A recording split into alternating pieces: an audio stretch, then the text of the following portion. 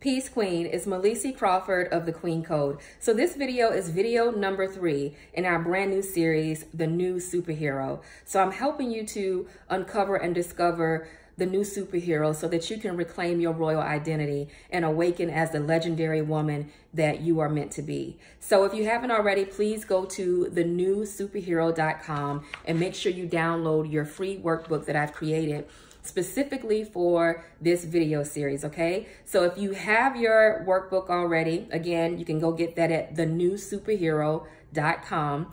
If you have your workbook already, we are starting today on page 13.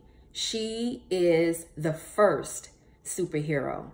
So I'm saying the new superhero, right? But really there's nothing new about her. The new superhero is a woman who has taken her own healing journey, and now she lights a path for others to follow. I call her the new superhero because in modern times, we are used to the superhero that rescues everyone, that saves everyone, that, you know, takes on everybody's troubles. And nowadays, it's really more about doing your own healing work and becoming an example for others to follow. That is a more empowered position. But when we think about the new superhero in the feminine, as we've been talking about, she's actually not new at all. She's age old, and really she was the first superhero. So there was a time, as legend goes, there was a time in ancient Egypt where God and goddess ruled and reigned, where there was a sacred marriage between the divine masculine and the divine feminine, king and queen. I'm talking about the story of Osiris and the great goddess Isis. So Osiris and Isis, or Osar and Aset, they ruled and reigned over ancient Egypt, and they had a very successful reign, and Osiris's brother Set became very jealous. So he devised a plan to kill his brother. Not only did he murder Osiris, he cut his body, dismembered his body into many different pieces. There's so many different versions of the story, okay? So I'm just, keeping it short. He dismembered his body into many different pieces and scattered the pieces all over ancient Egypt. Now, of course, when goddess Isis heard about the murder of her husband, she was upset, she mourned, and with her goddess wings, she flew all around Egypt and found every piece of her husband's body except one, which was his penis. And so she was able to remember, put back together again, all of his scattered pieces. And with her goddess wings, she was able to breathe the breath of life into Osiris's dismembered body, therefore performing the first recorded resurrection.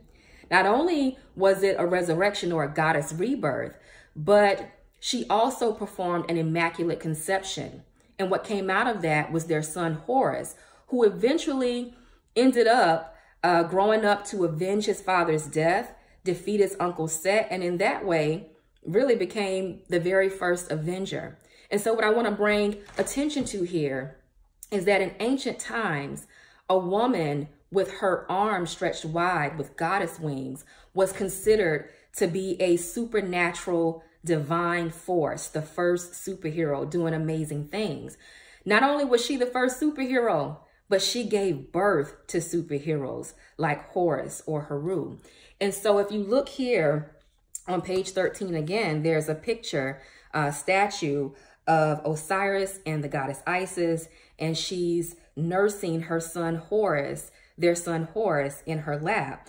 Now, what's interesting about this image of the great goddess nursing her son, if you see at the second picture here on page 13, and again, if you don't have your workbook yet, I'm referring to these two pictures. The second picture, this picture was actually the original Black Madonna. And this is something that is not talked about. I know some of you watching know exactly what I'm talking about, but this is not really talked much about. But again, she was considered the very first superhero, and she gave birth to superheroes. And that process that she went through with finding the scattered pieces of her husband and remembering them and performing a rebirth or a resurrection, again, these stories, these ancient stories, they're like parables. They're telling deeper truths. That process that she went through was a sacred initiation process that we all have to go through in order to understand and know who we truly are. So that's the soul retrieval. That's that goddess rebirth. On page 14, I talk about the remembering the process of retrieving the lost, scattered pieces of your soul to restore wholeness. That's just a little bit about what the ancient legend of Osiris and Isis is actually talking about. But what I really want to draw attention to here is that the divine feminine was considered a supernatural superhero type force. And so as the new superhero, we understand the power of goddess rebirth. We understand the power of pulling together our scattered pieces to come back into wholeness. Now, I also put here that remembering who you are is the key to divine manifestation.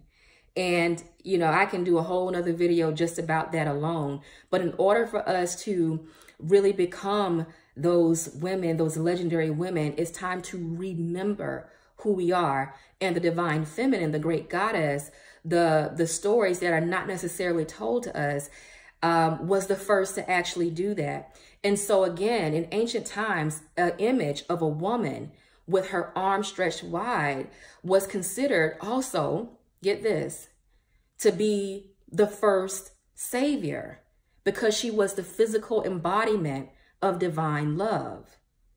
And I know for some of you watching this, you get that. And then there's some of you watching this, that's a hard pill to swallow, that a woman with wings was considered the first savior because she was the physical embodiment of divine love.